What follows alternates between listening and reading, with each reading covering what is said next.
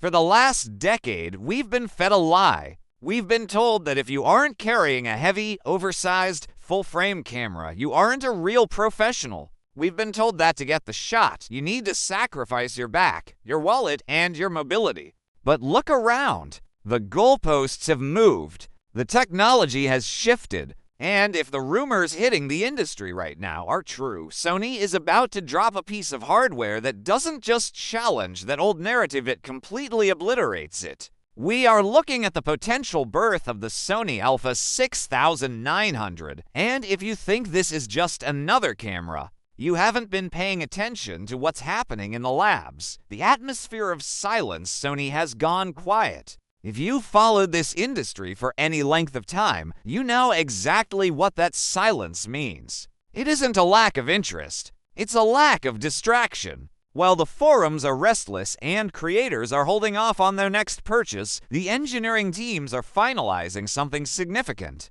We've seen the 6600, we've seen the 6700, and we've tracked the 3 to 4 year cycle. Everything points to late 2026 for a release, and the weight of anticipation is unlike anything we've seen in the crop sensor space for years. This isn't about an upgrade, this is about a repositioning. Whether it hits the shelves as the Alpha 6900 or the long-rumored Alpha 7000, the name is just a label for a seismic shift in what we expect from a compact body, the heart of the beast, the stacked sensor. Let's talk about the sensor. This is where the full-frame snobbery dies. The rumors, which are increasingly backed by credible leaks, point to a 33-megapixel chip on wafer-stacked sensor. Now, for the non-tech heads, hear me out. This is not just more pixels. This is a complete architectural overhaul. In a traditional sensor, the data is pushed through a bottleneck.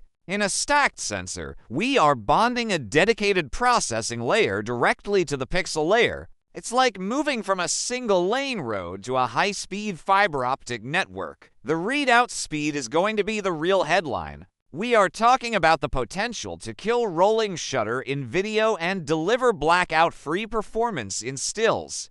This is the holy grail for wildlife and sports shooters who need to catch the exact millisecond a subject moves without the image skewing or the viewfinder stuttering. If this sensor delivers the rumored 15+ stops of dynamic range, it effectively closes the gap with full-frame cameras in all but the most extreme low-light environments. We are seeing the death of the entry-level APS-C label. This is a sensor built for speed, for accuracy, and for pure, professional-grade output. The brain, the BIONZ XR2 powering this monster, is the BIONZ XR2 processor. If that sounds familiar, it's because it's the same engine being discussed for the high-end full-frame Flagship lineup. This isn't a light version of a processor. This is the full weight of Sony's AI-driven computing power being squeezed into a small, portable chassis. This processing muscle is what allows for the reported 30 frames per second burst rate. Imagine that, a camera that fits in your jacket pocket, firing off more frames per second than most dedicated cinema cameras can even dream of, and they are doing this while incorporating a silent, compact mechanical shutter mechanism derived from the Alpha 1. They aren't cutting corners, they're shrinking the footprint. This is the definition of pro level. It's not about how large the camera looks in your hands. It's about how much power it yields in the field. When you have the ability to pre-capture the action, to rely on AI-enhanced tracking that never loses focus, and to shoot in complete silence without the fear of shutter wear, the conversation changes.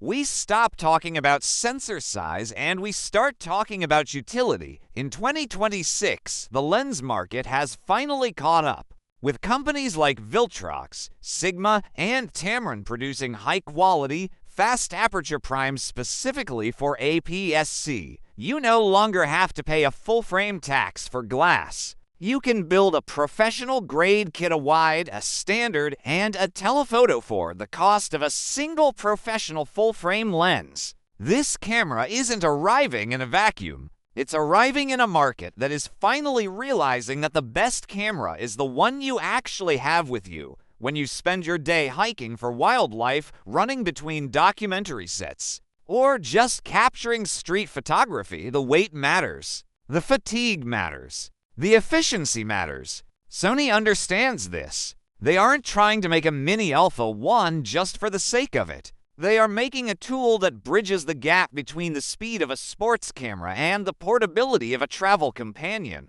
We are looking at a future where your compact setup can hold its own against a professional full-frame rig in 95% of real-world scenarios. The remaining 5%, that's for the gear snobs. For the rest of us, it's time to move on. If you like the video, subscribe, share the video, and hit the bell icon to stay updated on the latest camera news and the Deep Dive series.